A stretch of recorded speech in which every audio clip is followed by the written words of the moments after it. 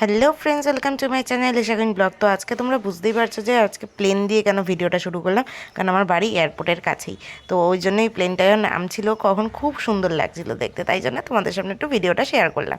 দেন আমি চলে গেছিলাম বাইকে করে মধ্যমগ্রাম খড়িবাড়িতে। তো বললো যে চল খড়িবাড়ি ঘুরে আসি, অনেক দিন বলছিলি যাওয়া হয় না যাওয়া হয় না। তো অনেকগুলো শখই যেগুলো ইচ্ছা করে ঘুরতে যাওয়ার, তো সেগুলো ভালোভাবেই পূরণ করে, কারণ ছোটোবেলায় সবাই সব শখ বাবা মাই পূরণ করেছিল।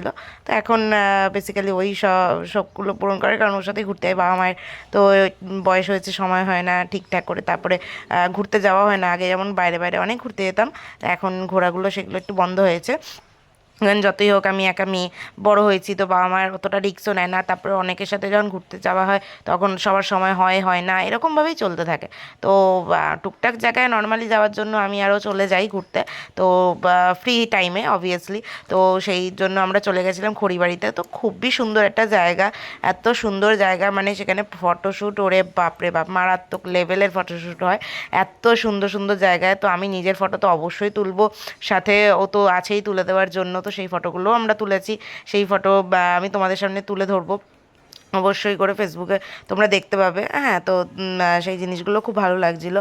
দেন ফটোশ্যুট করার পরে আমরা যখন বাড়ি আসছিলাম, গেছিলাম বেশিক্ষণের জন্য না, বিকালবেলা টাইমিংটা ছিল হচ্ছে 4:30টার দিকে।